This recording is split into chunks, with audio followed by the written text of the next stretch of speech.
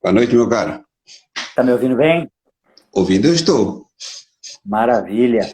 Gente, então esse é o Itamar, é o autor do livro As Universidades são os Tumores da Sociedade.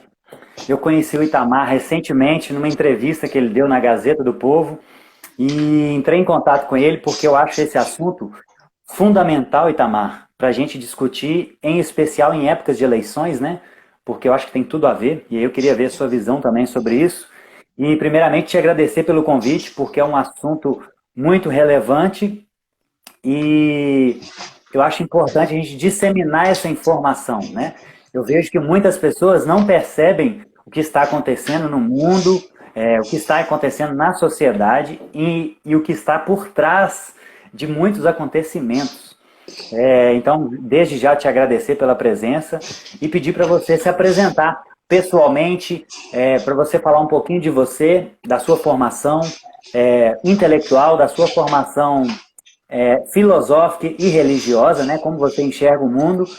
E é para a gente iniciar o nosso papo.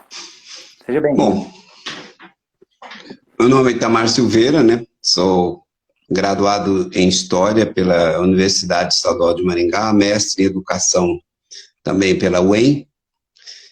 UEM, para quem não sabe, né, porque você estava falando do Nordeste, não é isso? É uma universidade que tem no norte do Paraná, universidade com 20 mil alunos, 1.600 professores, então é uma instituição grande, com dezenas de cursos de doutorado, dezenas de cursos de mestrado, né? Então, eu estou dando esses dados da universidade porque o conteúdo do livro se refere a alguém que vivenciou dentro de uma grande universidade, né? Uma universidade importante no ranking nacional, inclusive, né? E no estado do Paraná, ela é, depois da federal, ela é a mais produtiva do estado. Bom, eu trabalhei nessa universidade durante 28 anos como professor do departamento de História, professor efetivo, e me aposentei no 31 de dezembro de 2018, aí depois de 28 anos trabalhando, dos quais 24 anos eu fui exercer cargo de chefia. E desses 24 anos, durante 20 anos, eu fiz parte do Conselho de Ensino e Pesquisa, que é o Conselho Superior da Universidade, no que tange à legislação dos cursos, aprova projeto pedagógico dos cursos, de graduação, mestrado, especialização, doutorado e por aí afora. Então, é nesse conselho que eu vivi durante 20 anos. Então, quando eu falo de alguma coisa, como diz o povo da esquerda aí, né? Então eu tenho lugar de fala, né? Eu tenho lugar de fala porque eu passei por lá e frequentei, digamos assim, no que diz respeito ao ensino e à pesquisa, eu fiz parte do mais importante conselho da universidade, né? Porque as universidades elas são compostas geralmente pelo conselho de administração, que cuida do aspecto financeiro, né, da universidade em particular, o conselho de universitário, que lá se chamava COU, mas tem alguns lugares que chama CU, para não dizer o nome feio, e que cuida da parte, digamos assim, da parte, sobretudo recursos, né? Os recursos, não recursos financeiros, recursos que se tem contra um determinado órgão da universidade e que cuida de fazer, digamos, estatuto, regimento, né? Só para quem está nos acompanhando e se inteirando disso, né? Bom, recurso jurídico, então, né, no caso. Recursos jurídicos e algumas coisas administrativas, né? Assim, alguma movimentação administrativa, e quem regulamenta, por exemplo, as eleições na universidade, coeficiente, proporção de alunos, professores e funcionários, aquela questão toda, né? Então, essa parte, digamos, mais da legislação em geral, quem cuida é o Conselho Universitário, né? Que na verdade, ele é um espaço mais político, enquanto que o CAD, o Conselho de Administração, ele digamos assim, é composto por um número reduzido de conselheiros, são 7 conselheiros, que cuida da parte da gestão da universidade, né? Inclusive da gestão financeira. O Conselho de Ensino e Pesquisa, ele cuida da parte dos aprovação de cursos, toda a tramitação interna de um curso, até a questão do calendário acadêmico, né? Então, isso faz parte do Legal. Conselho de Ensino e Pesquisa. Então, só estou dizendo isso para dizer que por onde é que eu passei, certo? Sim, Bom, legal. em termos de trajetória, eu ocupei, então, chefia de departamento, ocupei coordenação de curso, chefia de curso, né, para quem é de fora entende melhor. Coordenei também 9 turmas de curso de pós-graduação em nível lato sensu, né, especialização, e fui 4 anos coordenador do grupo PIBID. Quem é do ramo aí sabe o que é isso, né? É projeto de iniciação à docência, ou seja, treinamento para alunos se transformarem em professores. E isso é uma coisa importante. Eu até não abordei o PIBID nesse livro, mas no próximo livro, que será A Morte, as Universidades Morreram, eu vou tratar do PIBID, porque o PIBID, só na minha universidade, tinha 570 bolsas, dos quais 500 e alguma coisa era só para alunos. Então, tem algumas coisas assim que, quando a gente fala da máquina estar montada, ela está montada em todos os espaços, né? E outro livro meu que tem uma boa repercussão, é esse aqui, né? Ó, Golpe de 64. O melhor vem aqui nas letras miúdas, né? O que os livros de história não contaram. E vai sair agora também, em janeiro, por aí, um livro que parte até igual esse aqui, que vai se chamar o Contragolpe de 64. E tem outras coisas menores aí que não tem repercussão em termos de publicação, que foi em editora acadêmica, como esse aqui, A Construção do Atraso, que é uma análise sobre a lei de informática no Brasil, né? Esse é publicado em 2003, muito tempo já. É isso aí, meu caro, vamos lá. Manda bala que eu estou aqui para responder. E de forma pessoal, assim, como você enxerga o mundo? Você se considera um ateu, um agnóstico, um cristão, um teísta? Como você enxerga o mundo? Olha, eu tenho dificuldade em dar o rótulo, né? Mas eu diria que eu sou um ardoroso defensor da cultura judaico-cristã, né? Sim. Inclusive, eu dou bons motivos para isso, né? Podemos pegar até uma ajuda do Neil Ferguson, do historiador britânico Neil Ferguson, que ele chama atenção, né? O que é que fez o Ocidente desenvolver? O que fez o Ocidente desenvolver foi um conjunto, ele chama de aplicativos, né? A cultura judaico-cristã, a filosofia grega, o direito romano, né?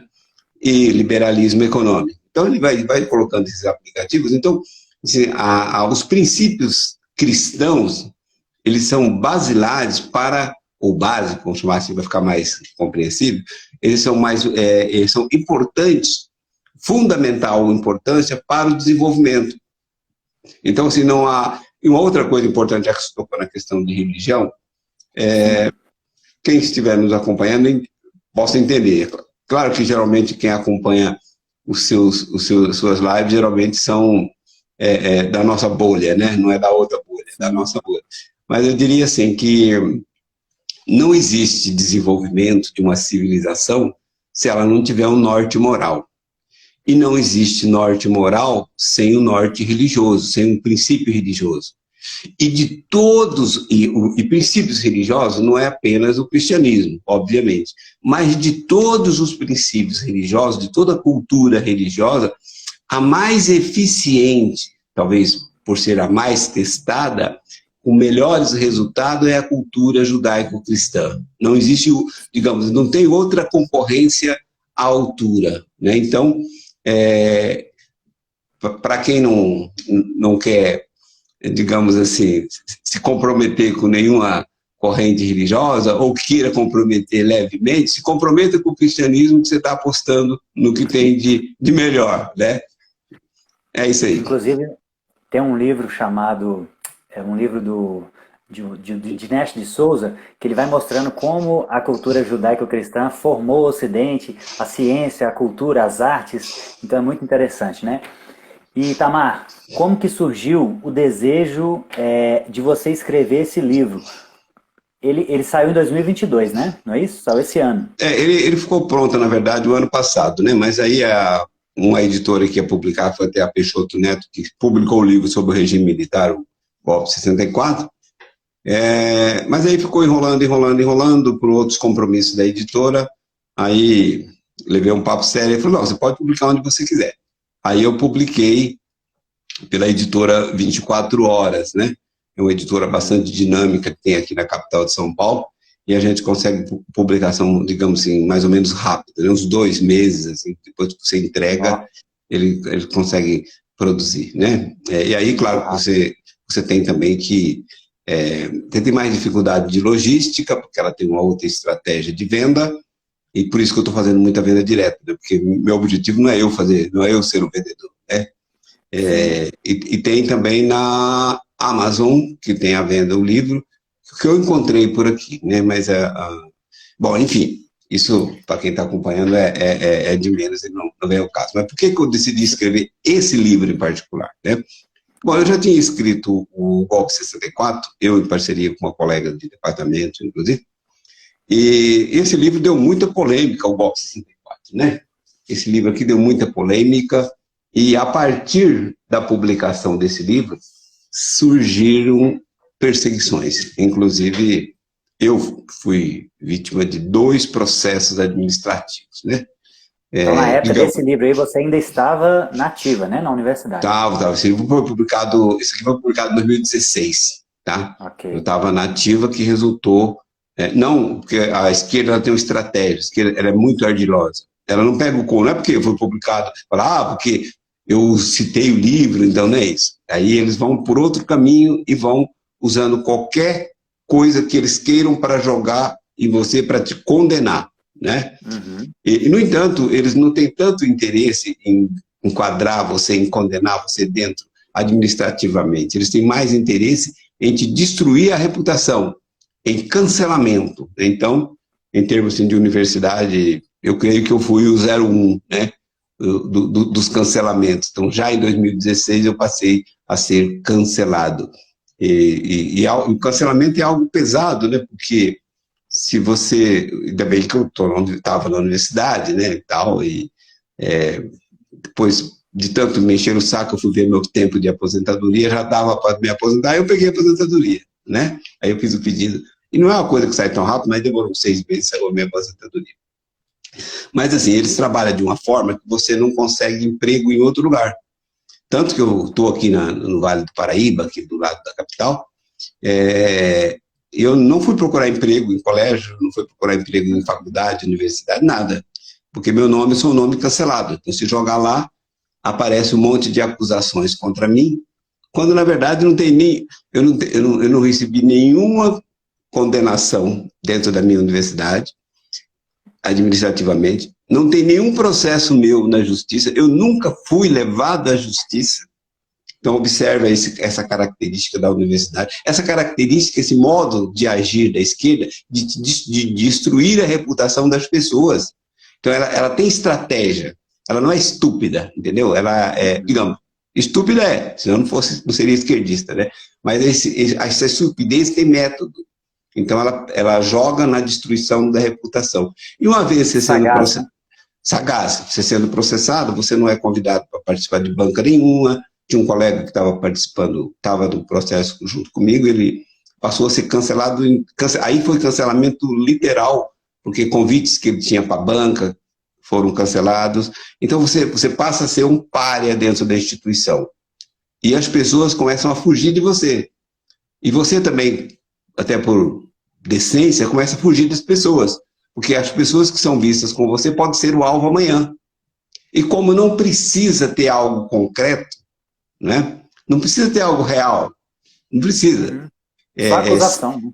É acusação. E aí, nesse método, até nesse livro tem um capítulo que eu trabalho isso. Como é que se faz? Já que estamos tocando nesse assunto aqui, posso falar dele? Sim, eu ia te perguntar exatamente isso. Qual foi o argumento deles, com base em que eles tentaram te cancelar nesse sentido, de fazer esse processo administrativo? Então, tentaram não, cancelaram. Né? Não, sim. É porque o cancelamento... Tentaram te condenar, né? Mas não condenar. O cancelamento é real, né? Sim. Então é assim, vou dar um exemplo. Isso serve para todos, depois eu dou o caso meu específico. Surge, alguém publica numa página do Facebook, estão dizendo, né, aparece sempre assim, que fulano fez isso, e eles dão a preferência digamos assim, infrações do tipo homofobia, racismo, assédio, né? Porque são coisas que não têm... depende de interpretação. E são coisas pesadas que, uma vez ditas, que aquela pessoa praticou aquilo, não tem como voltar mais atrás. E aí, se publica numa página do Facebook. Aí alguém vem, curte, faz um comentário, endossando o que está ali. Geralmente parte de uma página falsa, de uma página fake, né? Aí começa aquele barulho, e dentro da instituição começa assim, alguém chega lá da reitoria e fala, na reitoria está todo mundo falando sobre isso. Não tem ninguém falando, ninguém nem sabe, né? Está ocupado com o dia a dia do trabalho, né? Imagina o reitor ficar preocupado com essas coisas. Ele não tem tempo para isso. Não que eles, reitores, sejam bonzinhos, ainda que não tem tempo para isso, né? Bom, aí vai espalhando, né? Aí a Rádio Peão vai soltando aquilo. Aí cai pegar até o meu caso, cai no blog, aquele blog sujo de um petista, né? De um cara que até hoje defende o Lula ardorosamente.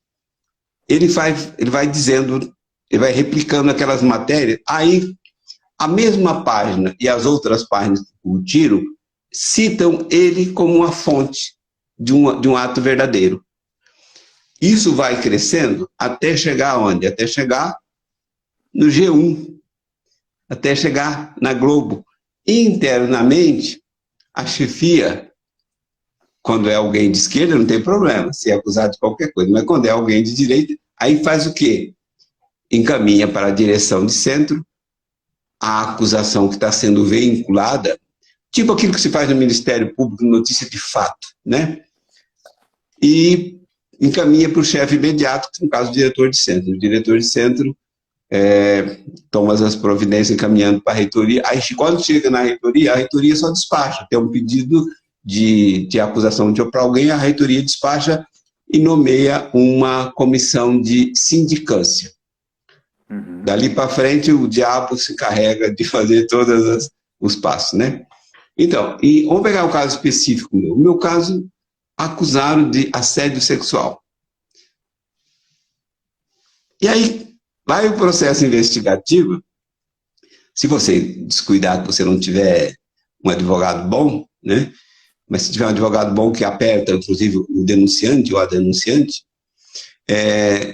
no meu caso em particular, o advogado foi apertando uma das moças, porque geralmente não falava, é que todo mundo estava falando. E aí, um detalhe, inclusive, que eles usam no processo. Eles chamam 20 pessoas para depor. Por quê? Porque chamam tantas pessoas? Para o processo se alongar. Alongar o tempo de processo é um método. Chama pessoas que não têm nada para falar.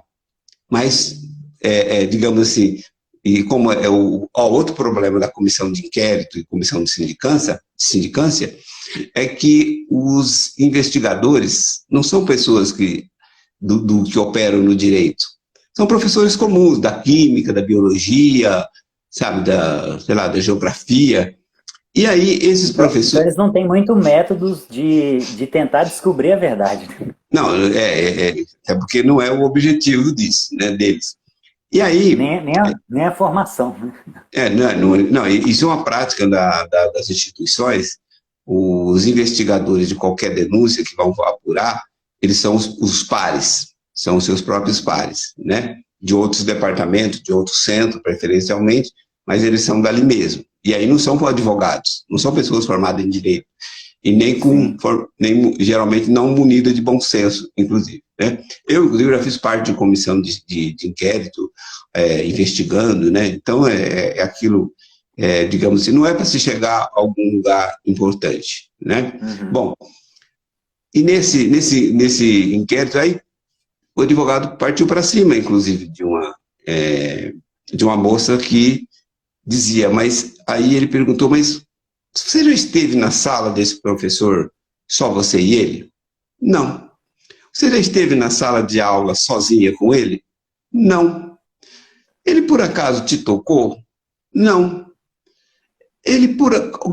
Qual o diálogo que você tem com ele? Você tem algum diálogo registrado no Facebook?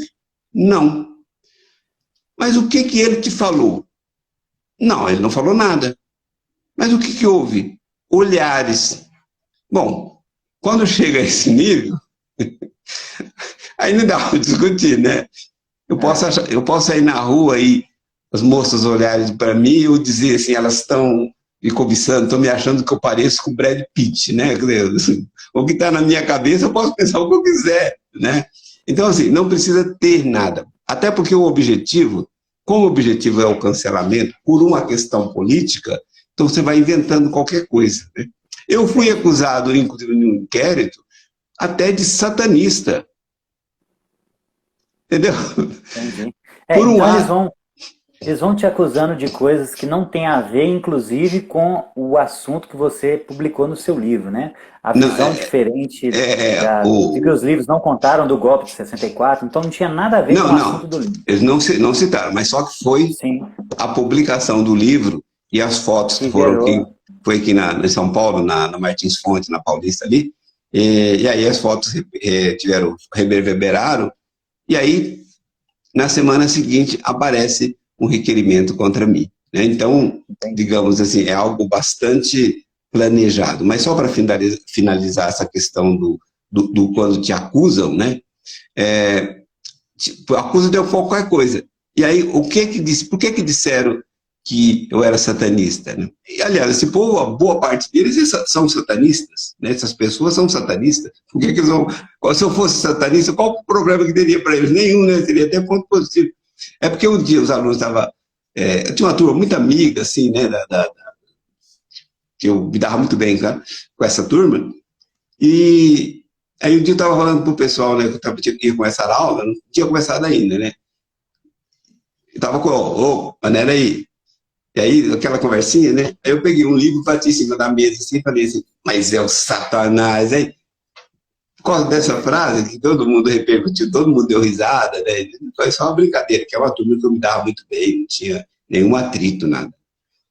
Entendi. Aí, no processo, disseram que eu era satanista, que um dia eu invoquei o Satanás em sala de aula. Então, é esse método que tem. Mas o pior, né? O pior, Bruno, é que... tá balançando. O pior não é a perseguição isolada, né? O pior da universidade é como ela está organizada. Ela está organizada para formar militante da causa e para cancelar qualquer um que esteja fora, fazendo assim a espiral do silêncio. Então você entrou no ponto que eu ia te perguntar agora, Itamar. Só para eu forrar, então, para as pessoas que estão nos ouvindo, inclusive quem está chegando aí agora, gente, sejam bem-vindos e podem ir mandando perguntas aí, tá? Então, você teve o desejo de escrever esse livro por causa da repercussão de outro livro que você já escreveu, que tem um viés conservador, e aí você começou a receber ataques por outras vias que não o assunto do seu livro. Então, explica para as pessoas que estão nos ouvindo, que às vezes não tem nem ideia do que seja, do que está acontecendo, o que há de errado com as universidades? Eles estão militando qual causa? Eles estão militando. Então, ao escrever o livro, sempre tive a vontade de escrever mesmo, só que eu não podia escrever um livro desse estando lá dentro, né? Uhum. E aí, fora da universidade, eu fiquei pensando, falei, vou escrever... E tem que achar, porque escrever um livro, assim, você tem que achar o mote, achar uma forma de dizer aquilo que você vive ali dentro e que você discorda. Se eu tivesse habilidade em redação de coisas literárias, eu iria fazer um romance, né? Faria um conto, mas eu não tenho essa habilidade, então vou partir da questão prática. E eu pensei, vou mostrar como é que a universidade funciona, que as pessoas geralmente não sabem como é que as universidades funcionam. Muita gente fala de doutrinação que existe nas universidades, existe mesmo, mas, assim, não entende como é que é o processo e qual é a saída para isso, né? Porque assim, tem gente que tem aquele argumento mais bobinho, a universidade é assim, porque lá é tudo funcionário público, ninguém vai ser demitido. Não é esse o ponto. Uhum. E não adianta demitir, porque vai colocar outro exatamente na mesma posição, que se é por questão ideológica, mas não demitir ninguém, porque todos que vão entrar têm a mesma posição. Então, não é isso, né? E nem acho que deva demitir alguém porque tem uma concepção ideológica de esquerda. eu vejo, inclusive, na universidade, um caso perdido, né? Ela, digamos assim, virou a página. Vai ter saída para a universidade, digamos assim, sem um movimento de aquilo que tem uma palavra bonita que eles usam agora, né? Disrupção, né? Sem um romper os paradigmas que norteiam a vida acadêmica. Porque esse problema da universidade não é um problema apenas aqui no Brasil, né? Por exemplo, Ben Shapiro, naquele livro Lavagem Cerebral, ele mostra o que está ocorrendo aqui hoje, já ocorria nos Estados Unidos em 2003, né? 2003, quando que ele publicou? 2003, acho que 2004, né? Que ele publica o livro. Então, se ele publicou em 2004, ele preparou em 2003, né? Como que já estavam as universidades americanas, né? Então, esse livro ele tem uma série de capítulos pequenos, inclusive, é um livro de 200 páginas, ele tem 48 tópicos, né? Então, eu vou demonstrando, assim, ponto a ponto. Desde a questão do vestibular, que já entra no vestibular só quem passa pelo mata-burro, né? Quem não passar pelo mata-burro não entra na universidade. Ou seja, quem não tiver a linguagem da esquerda, quem não pensar na hora de responder as questões da linguagem da esquerda não vai passar, né? E por falar em vestibular, eu também trabalhei 3 anos fazendo as provas de história do vestibular da minha universidade. Então, conheço também como funciona a elaboração das provas das universidades. Trabalhei outro período ainda, como fazendo parte da banca de correção que tinha lá na época, tinha prova dissertativa, então acompanhei esse processo, né? Mas onde é que está, só para ir adiantando, depois a gente pode voltar em algumas coisas que você achar interessante aí, onde é que está o gargalo principal? Porque, gente, nunca subestime a esquerda. Eu vejo muita gente da direita, assim, com a ingenuidade, uma coisa assim, que dá pena, né? A esquerda, ela é ardilosa, ela milita. Quando eu entrei na universidade, nem vou dizer quando, né? Mas vou achar que eu sou velho. Quando eu entrei na universidade na década de 80, a universidade já estava controlada. Todos os professores eram de esquerda. E aqueles que não eram de esquerda eram ridicularizados, ninguém levava a sério. As pessoas nem cumprimentavam mais na passarela, né? Então já estava. Os conteúdos das disciplinas, as ementas, os programas, as bibliografias, todas elas de conteúdo marxista. Claro que era melhor do que hoje, porque hoje é a causa identitária que prevalece, né? Então, digamos assim, como diz aquele... né? Piorou, né? Piorou, porque antes tinha uma discussão marxista e que servia, inclusive, para alguma coisa, né? Eu, por exemplo, eu fui para o liberalismo econômico através do marxismo, né? Porque aí você vai lendo, aí você vai, esse negócio aqui não combina. Então, a resposta está do outro lado, né? Aí você vai... Procura o contraponto, né? Vai contra o contraponto e fica no contraponto, né? Então, assim, as revistas científicas, tudo hoje no meio acadêmico, a carreira acadêmica passa pelas publicações nas revistas científicas. As revistas científicas foram sendo criadas lentamente pela esquerda e onde eles foram tendo o controle total. Vale lembrar, inclusive, que a cultura de direita, ela não existe, a cultura, digamos, acadêmica, né, de direita, ela não existe no Brasil já há muitas décadas. Se você fosse fazer uma revista, digamos, uma revista científica para a publicação de artigos de direita, composto com um corpo editorial de direita, você não tinha. Se fosse isso na década de 90, você já não tinha para fazer. Né? Então, quando você entrou na década de 80, você já reparava que já não tinha, né? E aí... Não tinha. E eu até gostei, né?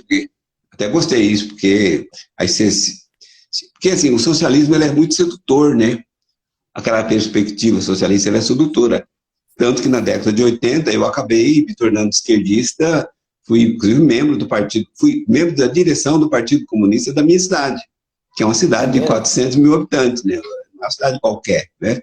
Eu era tesoureiro do partido, né? Secretário de Finanças, como se diz, né? Bonitinho, assim. E quando você mudou? Olha, eu mudei de lado quando fui... Porque, assim, o militante, ele não estuda. Né? O militante, geralmente, ele aceita, ele gosta porque ele não estuda. Quando você começa a estudar, você vai desconfiando das coisas, que não está batendo.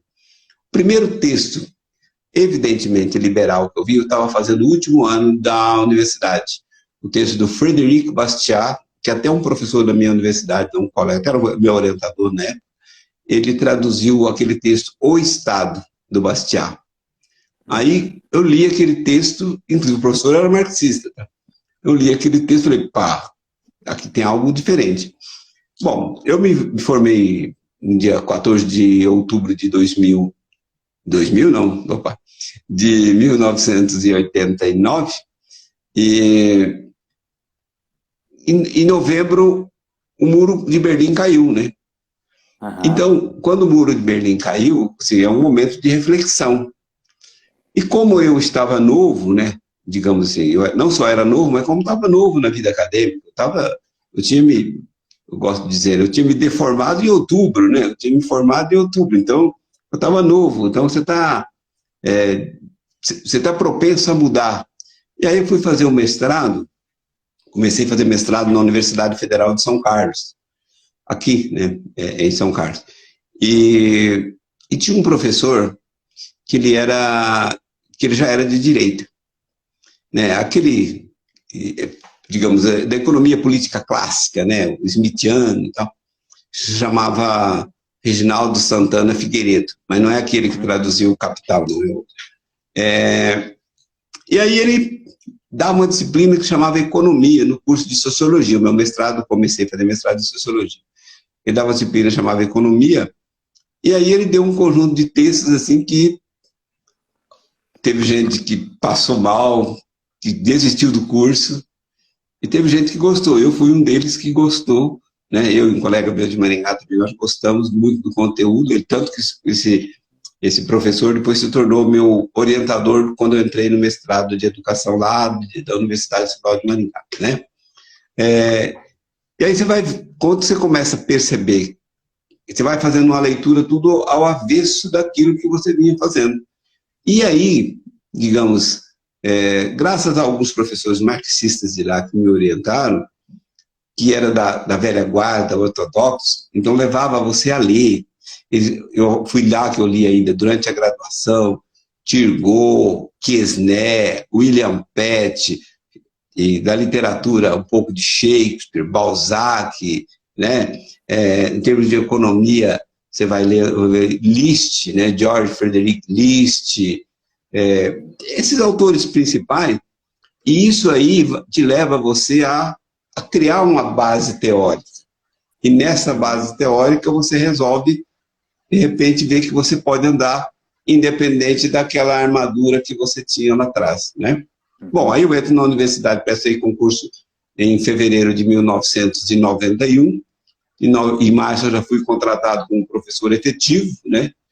E já entrei na universidade como professor de direita. Mas ninguém levava a sério que eu era de direita. O pessoal achava que eu e o meu colega que tínhamos entrado na área de história econômica, que nós éramos de, achavam que a gente estava assim, a gente era novinho na época, então, os meninos, eles estão com gozação, né? No que tempo não falava zoeiro, né? Mas eles achavam que estava com zoeira, né? E aí eu fiquei 11 anos, inclusive, no curso de economia, ministrando aula no curso de economia, e aí eu fui me consolidando, me estudando mais, tendo a formação, né? E meu curso era assim, e depois quando eu fui para a história, meu curso era um divisor de água na cabeça dos alunos que vinham do ensino médio, né? E entravam na universidade. Então, assim, eu era odiado pela maioria, né? Por quase todos, mas também tinha aqueles que se simpatizavam, né? Aqueles que estavam com o saco cheio da lavagem cerebral que vinham lá recebendo no ensino médio e fundamental, né? Então, essa foi... Cedo, né? Foi cedo, né, Itamar? Foi bem cedo. Não. Até porque essas coisas não se mudam depois de velho, é muito difícil.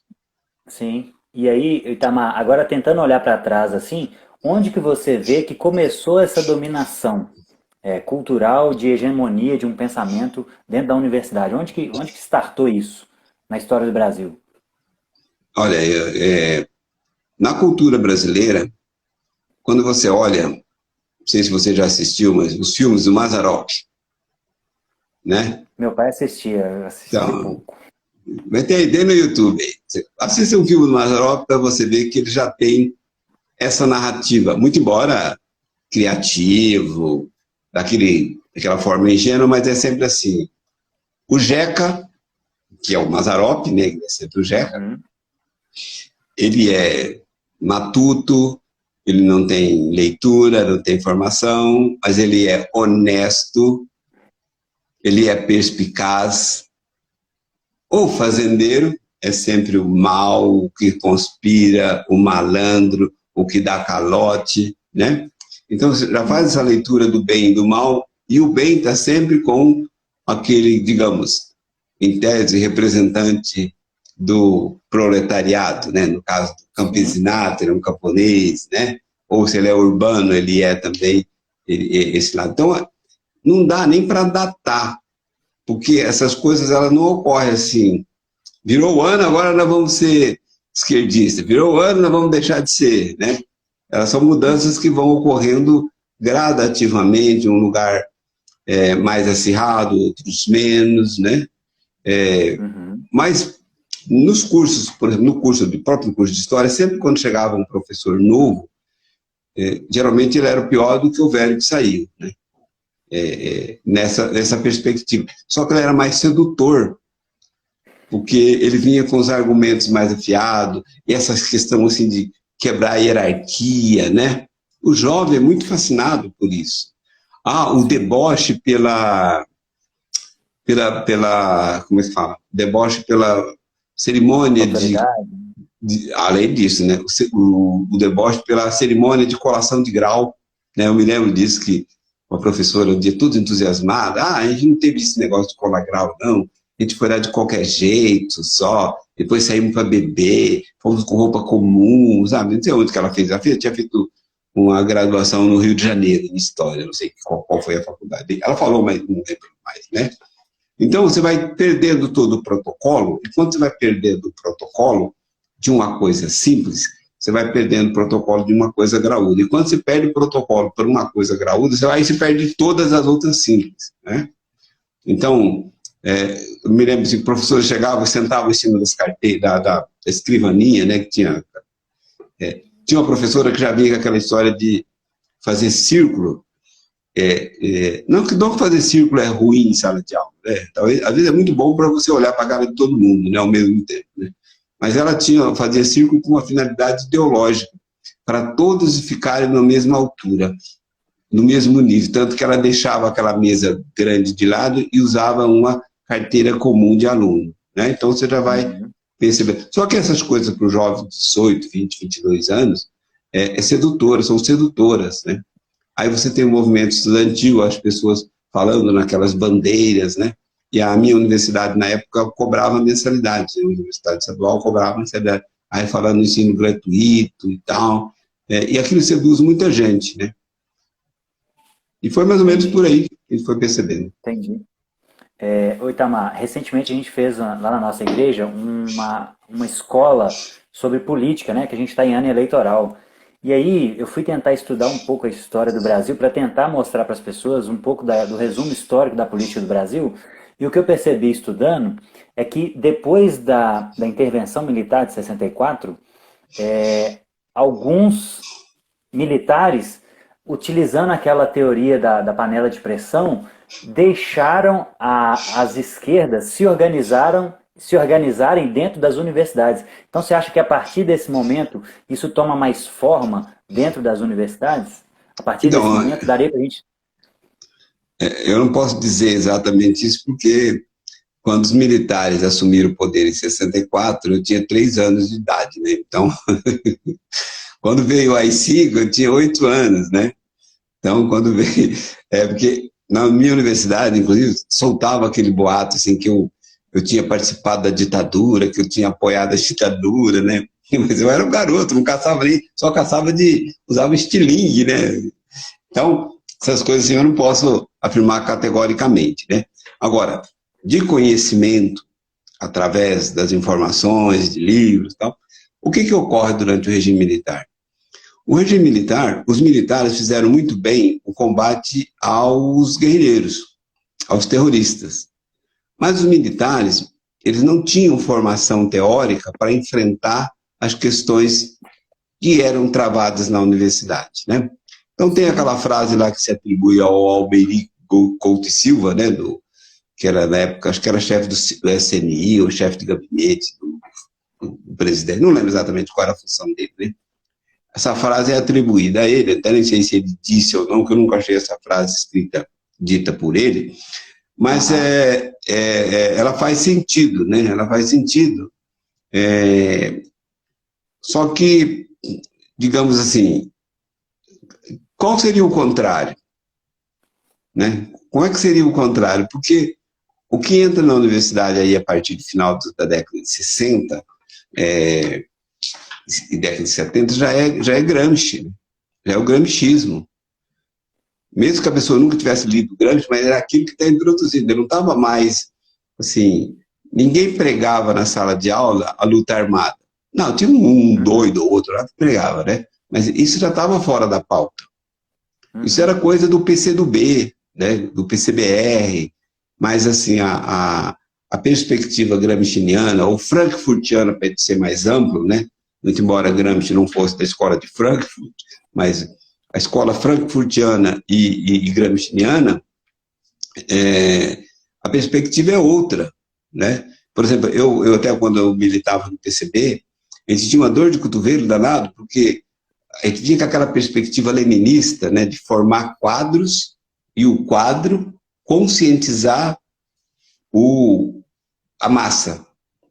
O PT tinha um outro caminho. O PT já pegava um quadro pronto. Quadro que se fala no linguajar da militância são pessoas preparadas, né? O PT fazia o quê? O PT trazia para o partido o padre, né? Trazia o sindicalista. Uma coisa que teve muito na moda era a chamada Associação de Moradores, mas tem um outro nome mais bonitinho, né? Mas é a Associação de Moradores dos Bairros, né? E já pegava aquelas pessoas e já tinha um grande número daquelas pessoas, me lembro, isso na década de 80, pessoas que vinham das igrejas, das comunidades eclesiais de base, né, as SEBs. Esse povo já vinha para as reuniões de bairro, já com a pauta pronta do socialismo, pauta guiada pelo Freire, com admiração pelo Che Guevara, por Fidel Castro, pelo socialismo, e aí alguns maoístas, senderistas, que admirava, digamos assim, o Sendero Luminoso, que era o grupo terrorista que existia no Peru, né? Então, assim, eles foram, aos poucos, eles foram tomando conta de tudo. E aí vem uma questão séria, até que eu chamo a atenção no livro, é que eles fecharam as etapas. Eles controlam a revista científica. Bom, quem controla a revista científica controla quem publica. Quem publica é quem vai dar aula no mestrado. Bom, se você tem o controle da revista, você tem o controle dos cursos de pós-graduação. Mestrado, doutorado. Bom, quem não passar por aí não vai dar aula nas universidades, nem nas privadas, né? Então, até porque vem aí as agências, né, tipo CAPES, que habilita os cursos de pós-graduação, que torna eles um curso de mestrado, um curso de doutorado legal, reconhecido. Vem essas agências, no caso a CAPES, com certas exigências. E para cumprir essas exigências tem que ter publicação. E a publicação é monopólio da esquerda, né? E estou pegando alguns aspectos para quem está nos assistindo entender como é que é o procedimento. Fecha todo o ciclo, né? Fecha todo o ciclo. Ou seja, eles têm o professor que já faz o exame. Bom, primeiro que eles têm o professor que faz o exame do vestibular. Então você vai ter que entrar na universidade numa perspectiva. Aí você vai desenvolver teu curso na universidade. Nesse curso você vai precisar do quê? Você vai precisar fazer iniciação científica. Você só vai fazer iniciação científica com um professor de esquerda, que não tem o de direita, né? E aquele que tem de direita ele vai estar no ostracismo também. Se Aham. você fizer uma iniciação científica com um professor de direita, se caso o aluno encontrar, ele não vai para o mestrado, porque ele vai ter que ter publicação, mas publicação na revista que ele chama de qualizada, que tenha um ranking, que faça parte do ranking de revistas qualificadas, por exemplo, A, B, nacional, né? Talvez Uhum. até C, né? Mas para você publicar ali, você tem que estar, digamos, ser da turma.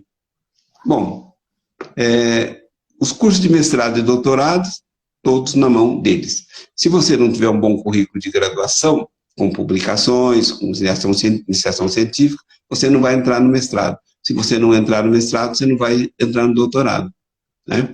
Se você não passar pelo mestrado e doutorado, você não vai prestar concurso na universidade. Acabou para você. Só ensina, então, quem percorre todo esse processo que tem a visão ideológica deles, né? Eu achei interessante na página 356 aqui, que você fala sobre que isso vem sendo imposto nas universidades brasileiras em doses homeopáticas há muitas décadas.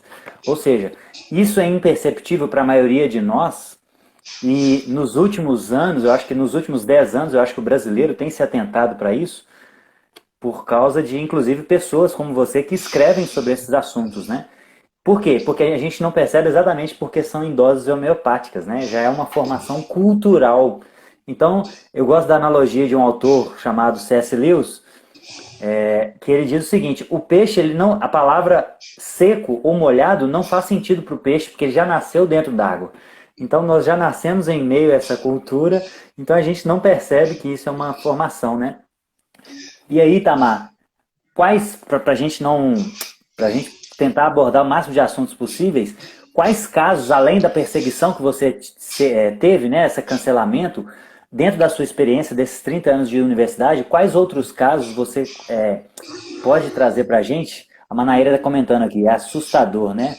E é verdade, de fato é assustador. Quais casos você pode citar de que exemplificam essa perseguição, essa hegemonia cultural de progressista dentro das universidades, assim? Então, até não tem muito caso de perseguição, porque não precisa. Sim.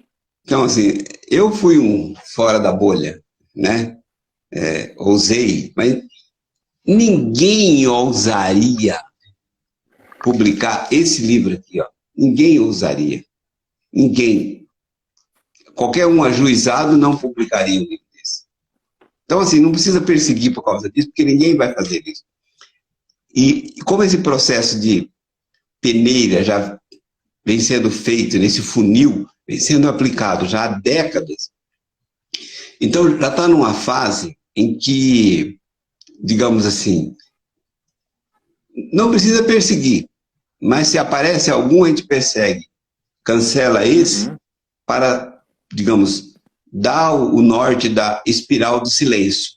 Então, todo mundo fica calado, quem discorda fica calado. Por exemplo, na universidade, tem gente na universidade que vota no Bolsonaro. Tem professores que votam no Bolsonaro. Mas eles não contam nem no pau de arara. Porque Entendi. se ele manifesta, imagina se o cara colocar um adesivo no carro dele que ele vota no Bolsonaro, ele vai ser, assim, frito dentro da universidade. Então, eles chegaram a um ponto que eles não precisam perseguir mais ninguém. Eu me lembro de, certa vez, eu coloquei no meu carro o adesivo do Beto Richa, que era candidato a governador do Paraná, um cara do PSDB, gente, né? Mas tinha um cara do PT e do PSDB, eu coloquei o cara do PSDB. É o que tinha, né, pro dia, né? Aham. Aí uma professora, que até agora dá aula aqui na USP, em São Paulo, ela falou que ela se aposentou lá e veio pra cá. Aí ela falou pra mim assim: pô, cara, mas você é foda, hein? Você botou o adesivo do Beto Richa, né? Pra quê? A gente sabe que você é, mas pra quê? Pra provocar, né? Sim, ela veio com um tom de amizade, que ela tem uma boa amizade, tinha uma boa amizade com ela, depois ela parou de falar comigo, não sei porquê, né? Imagino por quê. É, Então, assim, você votar no PSDB e assumir que você votava no PSDB já é uma coisa feia. Então, Uhum. digamos assim, eles chegaram a tal ponto que não precisam mais perseguir ninguém, porque não tem, por questões ideológicas, não tem mais ninguém para ser perseguido. Entendi. Venceram. Já tá, é quase uma hegemonia de fato, né? É uma hegemonia, isso tem uma hegemonia mesmo. Tanto que agora eles têm alguns processos internos de autofagia, né? Porque aí a perspectiva socialista ela é sempre totalitária, né? Se nós somos de direita, eu vou divergir de você, mas você pode continuar existindo. Agora, se nós somos de esquerda, estamos no mesmo espaço, você não pode existir porque você vai me ameaçar. Porque eu tenho a verdade, o caminho, a vida e as outras vidas, todas daqui até a eternidade, e se você tentar me atrapalhar, então, por isso que tem as brigas internas. Mas, assim, para atacar um grupo da direita, esse trabalho eles não têm mais. Entendi. Não, você está entendendo? Não tem como sobreviver um segmento de direita dentro da universidade. Entendi. E aí, você citou uma fala muito forte falando o seguinte, olha, não há saída, né? E o título do seu livro é bem chocante, por quê? Porque tumor é algo bem grave e precisa ser extirpado, né? E aí a minha preocupação é as pessoas enxergarem você como alguém que é contra o ensino, é contra o estudo, é contra a intelectualidade. Então, para as pessoas entenderem claramente, a sua crítica em relação à universidade é a forma como o progressismo, né, a ideologia progressista dominou a universidade. E você diz que não tem saída. Você não vê nenhuma saída nem a longo prazo com uma mudança de mentalidade, mais professores conservadores entrando e fazendo um equilíbrio de pensamento dentro das universidades. Você não vê probabilidade de uma melhora nem a longo prazo? Vou começar no começo da sua fala. Você fala assim, se você se lembra aí, né? Como é que você começou? Não é que eu sou contra, não é que eu, você dizendo, né? Não é que eu seria contra o ensino.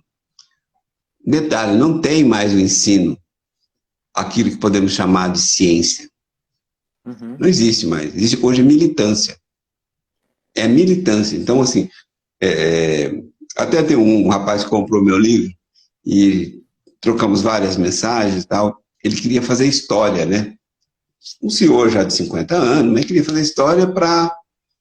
Falei, mas para que você quer fazer um curso de história?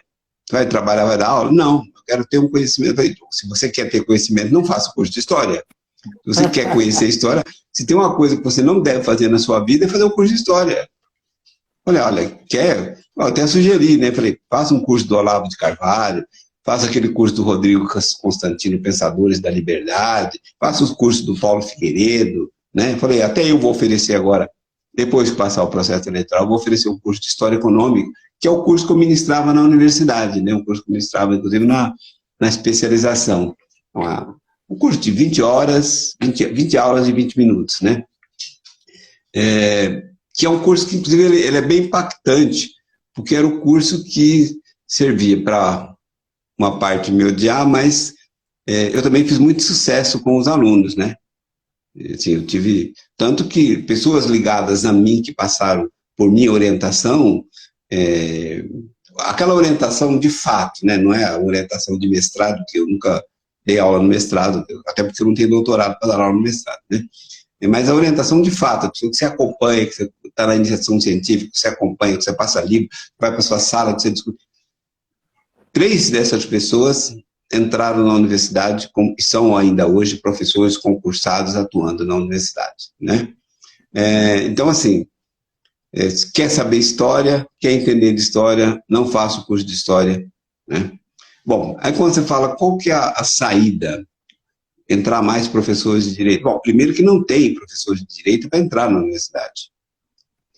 Olha, eu estou me restringindo a falar na área de humanas, tá? Mas não é só humanas, tá? Eu não vou falar das outras áreas porque eu não tenho conhecimento. E uma coisa que Eu vi exemplos aqui.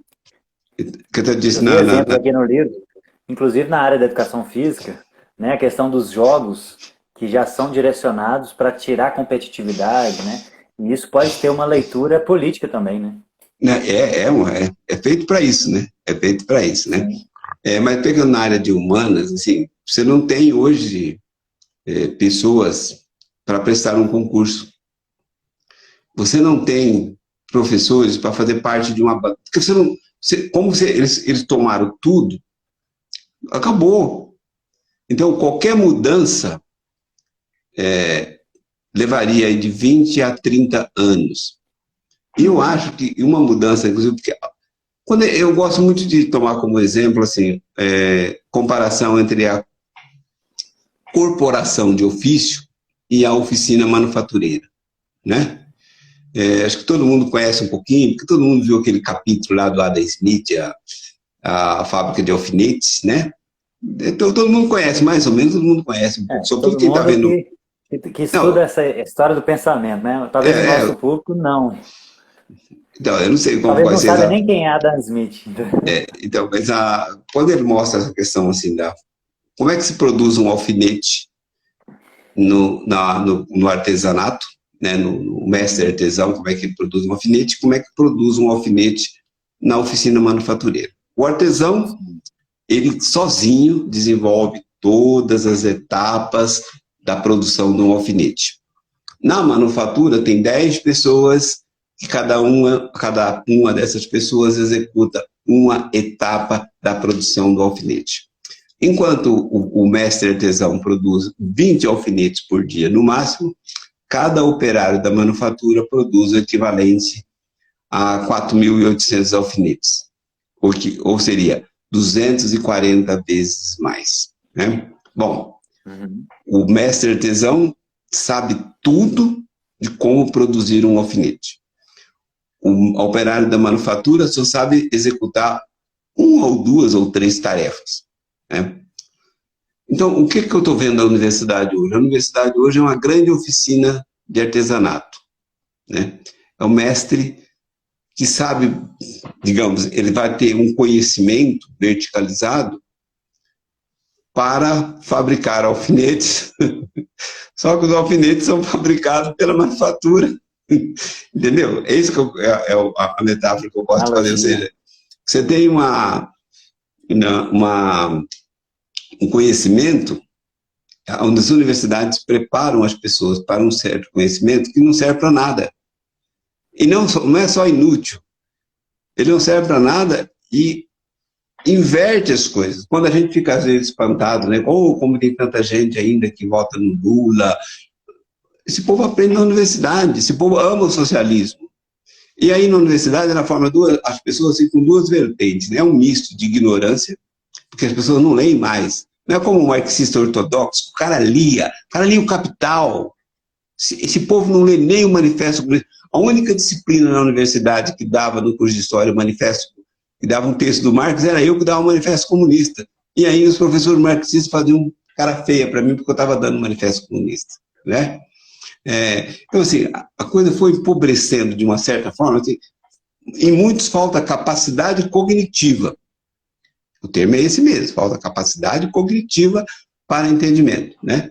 E outra, entra nessa perspectiva da pauta identitária, que aí já é a destruição de tudo, né? Então, assim, você tem que ter cota para tudo. E essa coisa vai longe. Por exemplo, ontem na bancada da Jovem Pan, que eu participo lá do Paraná, de Maringá, né, que eu participo da bancada de lá, um assunto na pauta, um dos assuntos era, houve um crescimento do número de mulheres que se elegeram como deputadas no estado do Paraná, estadual, né? E isso é apresentado como uma coisa essencial para discussão. Aí entra assim, mas ainda tem pouco mulheres, porque as mulheres são 50%, só tem 9 deputadas, de um universo de 54 que tem lá deputados no estado do Paraná. Sim, todo mundo, e a esquerda sabe fazer isso, ela pauta todos os outros. Pauta a partir de uma coisa idiota, né? A deputada mais brilhante do estado de Santa Catarina, inclusive a mais votada, né, é a Ana Carolina Campagnolo. Foi agora, né, a mais votada. Ela não está lá porque tem cota para mulher, ela não saiu pedindo voto porque ela era mulher, ela saiu pedindo voto porque ela é competente, ela tem discernimento. Então essa história de vamos criar cota, porque aí você vai criando cota. Bom, Primeiro começa essa questão da homem e mulher, vão dividir 50%. Aí tem um segmento, digamos, LGBTQI mais JY, sei lá o que aparece pela frente, vai querer um segmento também, vai querer uma cota. Aí dentro desse segmento LGBTQI, aí vai ter cada um querendo o seu segmento. Aí depois vai aparecer também alguém querendo uma cota porque é anão, né? Imagina, os anões vão exigir uma cota. Os feios, bom, feios da universidade é o que não falta, né? O lugar de gente feia, diabo.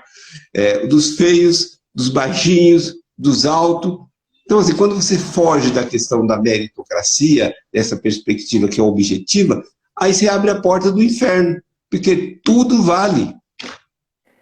E hoje a universidade é isso. Entendi. A pauta da meritocracia, ela é uma pauta que daria uma live só para isso, né? Muito interessante. Eu li um livro agora do Michael Sandel, chama Justiça, e ele vai tentando discorrer todas as teorias e as ideias políticas por trás da ideia de justiça, e vai discutindo todas as pautas, inclusive a de meritocracia, enfim, muito interessante. E para a gente não passar do seu horário também, Itamar, eu queria, você citou a Ana Caroline Campagnolo, ela é um dos exemplos claros para mim de como essa doutrinação está sendo muito efetiva, porque ela entrou no mestrado dela e perdeu o apoio da orientadora dela porque ela não defendia o que é feminismo. Então é um caso, para mim, clássico assim, de doutrinação e de perseguição, inclusive, né? E aí eu queria finalizar com uma pergunta, Itamar. O que esse assunto tem a ver com as eleições desse ano? O que Bolsonaro e Lula representam em tudo isso que a gente está falando aqui hoje? Bom, acho que representa muito, né? Por que toda a comunidade universitária e de servidores públicos em geral defendem o Lula? De onde saiu isso? Esse é o ponto que as pessoas precisam refletir. Isso sai da universidade. Essa visão torta, enviesada, sai das universidades, que forma advogados, né? Max Horkheimer, teoria da comunicabilidade, não é isso? Eu estou trocando. Horkheimer mesmo. Não conheço. Esse eu não conheço. Teoria da Escola de Frankfurt. Teoria da comunicabilidade. Essa perspectiva de conselhos, até trato no livro também, né? A universidade, ela por que não sai da situação, não tem como sair? Porque ela todas as decisões são de conselho. Por exemplo, tem gente que falava assim, o Bolsonaro tem que trocar os reitores das universidades federais. Só fala isso quem não conhece uma universidade. Não tem que trocar, não tem que impor o nome do Bolsonaro lá na universidade, não. Deixa a universidade lá, como diz aquela frase bíblica, inclusive, né? Deixa que os mortos enterrem o morto, não é isso? Você vai colocar um reitor de direita na universidade de esquerda, ele é a cereja do bolo. O que ele vai fazer? A única coisa que ele pode impedir é corrupção. E o problema da universidade, não estou dizendo que tenha corrupção, nem que não tenha, né? Todo órgão público tem corrupção, então provavelmente tem a corrupção na universidade também. Mas o problema não seria a corrupção, né? O problema não é o que é ilegal, o problema é o que é legal, o que está dentro da norma da universidade, está dentro da norma. Então, assim, eleger um reitor de direita não muda nada, porque quem decide é o conselho, como até citei no início, conselho de administração, conselho de ensino e pesquisa, conselho universitário, e cada centro tem um conselho. O conselho do centro, conselho interdepartamental do centro. Cada departamento, no meu departamento, ex-departamento, né, tem 37 professores.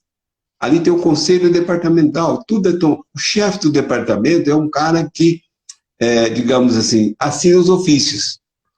Ele chega na reunião, como eu fui chefe, inclusive, chegava na reunião, apresentava a pauta de assuntos, vamos discutir, e cada um fazia uma proposta, se tinha conflito, botava em votação, você só vota se der empate, né? No Conselho de Ensino e Pesquisa também, o reitor só vota se der empate, se não der empate, ele nem vota. Então, assim, se tu colocar um elemento, digamos, competente, sério, indicado pelo presidente da República para ser o reitor de uma universidade federal, Você vai, só se for para sacanear o cara, né? Ou sacanear esse cara, vamos ferrar com a vida dele, vamos botar ele lá, né? Até porque eles vão achar vão inventar uma calúnia do cidadão e vão destruir a reputação dele, né? Como ocorreu aquele reitor lá da Universidade de Santa Catarina, não sei se era de Florianópolis, que ele inclusive se jogou, ele cometeu suicídio num shopping, né? Que acusaram ele de um monte de coisas e, segundo as informações que a gente tem, ele não devia nada, aí ele se jogou, se matou, né? Porque não teve sustentação, digamos assim, ele não resistiu à pressão. Né? Ou seja, Itamar, é um ninho de cobras, né? E tocando nesse assunto de Bolsonaro e Lula, para mim, nessa pandemia, ficou muito claro aquela acusação de negacionista, principalmente no assunto do tratamento precoce. Isso, para mim, me despertou muito e ficou muito claro para mim como essas universidades, como essa ideologia está por trás de qualquer pessoa que traga no mínimo, um questionamento contrário ao que eles querem trazer como um consenso, né? E o David está comentando aqui, Itamar, te parabenizando pela experiência, te agradecendo pela vivência, falando que como a gente vai chegar, né, na educação dos nossos filhos. Ele faz uma pergunta, se você acha que a gente pode, para finalizar aqui, você acha que a gente pode reorganizar novos ambientes de ensino? E eu acho, pelo que eu conheço dele, talvez pensando em questões de homeschooling, ou criar instituições privadas, confessionais, como uma nova sociedade com novos valores, contrário a essa doutrinação. Você acha que isso seria possibilidades para o futuro? Criar esses ambientes novos? Principalmente de ensino fundamental, né? E também de ensino superior.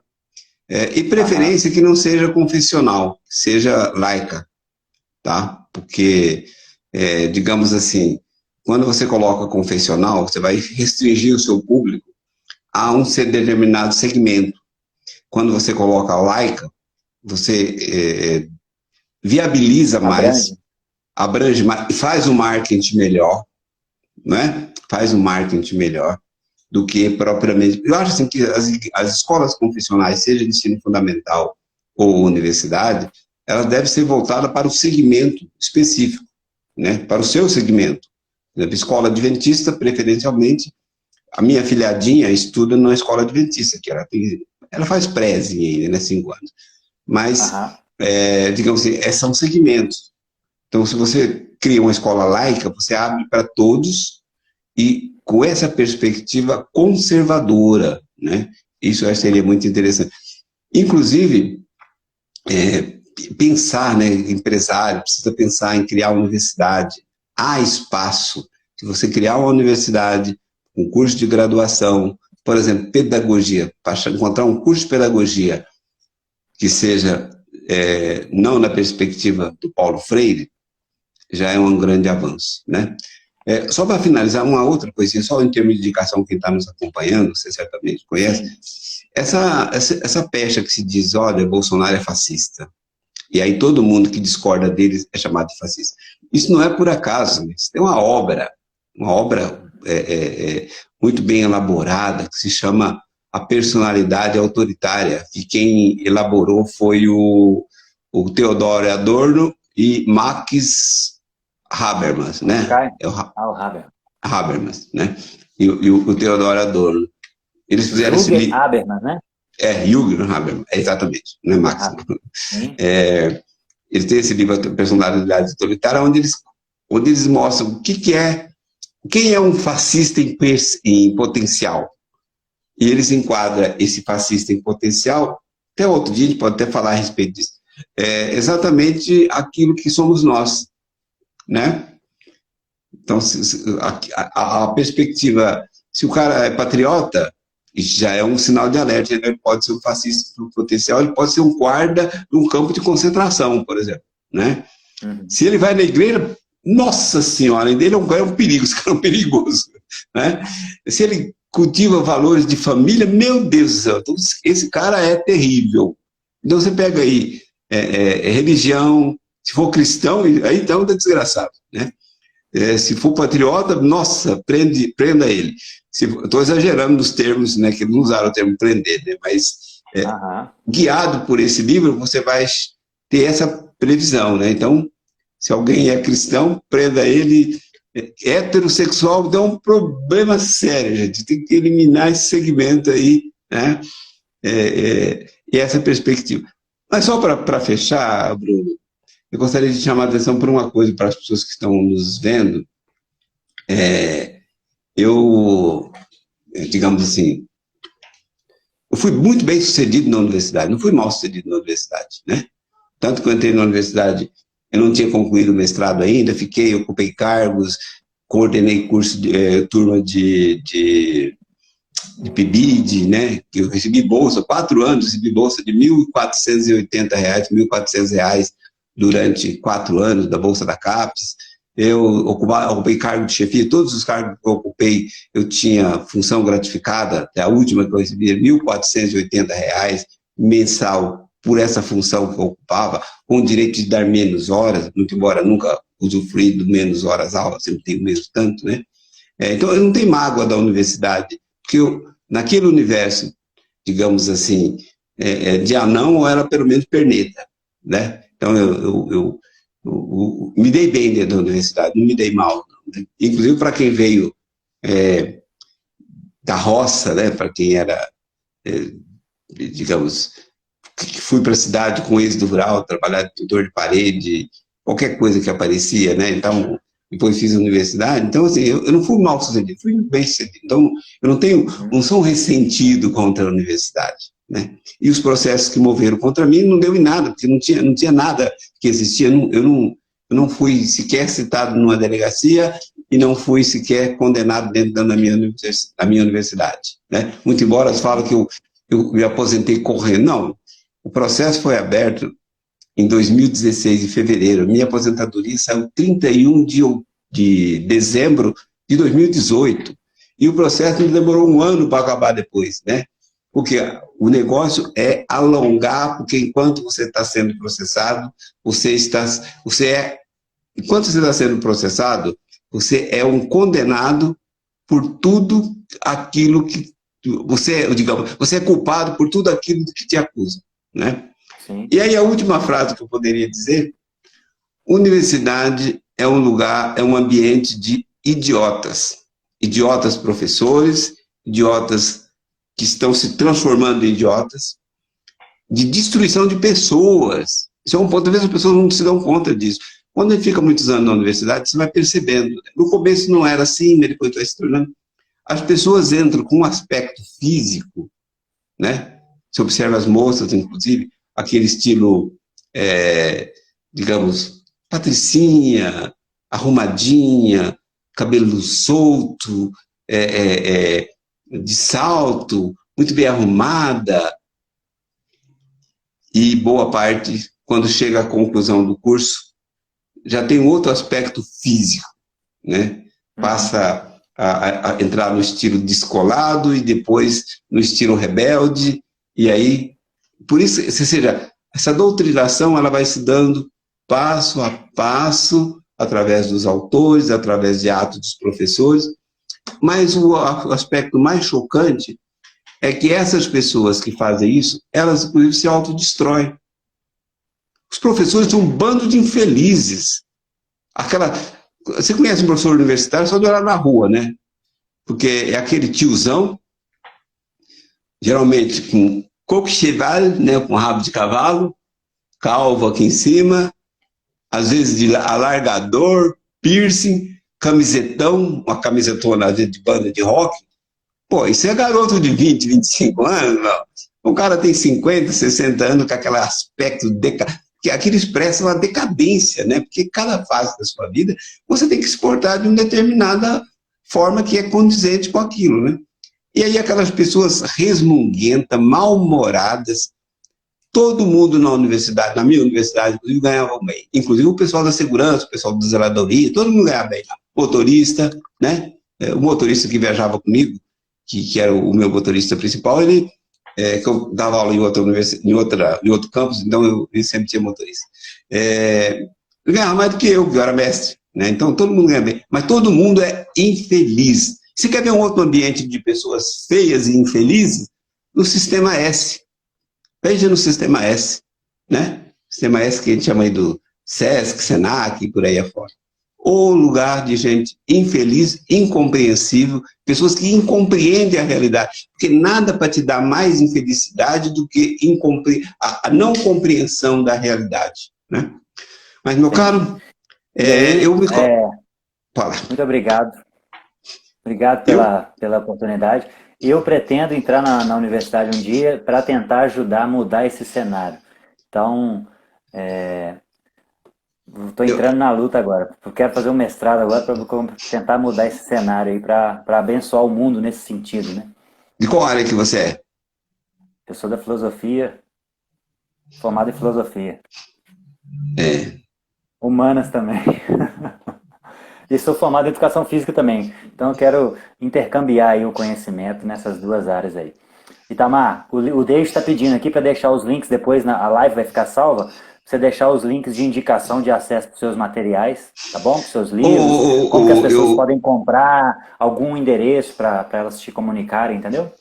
Então, o Bruno, aproveitando já a bondade de você ter feito o convite, então vou aproveitar também, coloque embaixo lá na primeira postagem lá Sim. o meu WhatsApp, tá? Ah, ótimo. Que eu estou até fazendo, hoje eu tomei essa decisão, vamos fazer um grupo no WhatsApp, para eu fazer todos os contatos por lá, para eu não me perder, que eu andei me perdendo em algumas coisas, as pessoas compraram e eu não entreguei, né? Depois que me cobraram eu estou entregando, né? Então, assim, aí teve uma pessoa que eu mandei o livro 2 vezes, né? Então, se eu tiver num grupo separadinho, fica fácil. Mas é o meu WhatsApp Legal. mesmo, esse do qual você falou comigo, Se quiser tá? falar ele aí para as pessoas que forem ouvir a live depois, se quiser falar para já elas anotarem. Presta atenção aí, moçada. Prefixo 44, que é lá da Terra Vermelha ainda, 44 99911 8227. Maravilha. Tá? Então, Tamar, repetindo aí, ó, muito obrigado. 44 99911 8227. E aí, Bruno, caso você queira, depois de você terminar de ler, se você quiser, a gente pode fazer algo bem específico. Eu que vou fazer um vídeo de cada Quase na tópico metade já. desse. Então, eu vou Quase na fazer um metade vídeo já. de cada tópico disso aqui e vou trabalhar nesse curso também que eu vou ministrar aí a partir de novembro, né? A propósito, eu tenho também um local que está tendo bastante visibilidade, são os meus vídeos que eu posto todos os dias.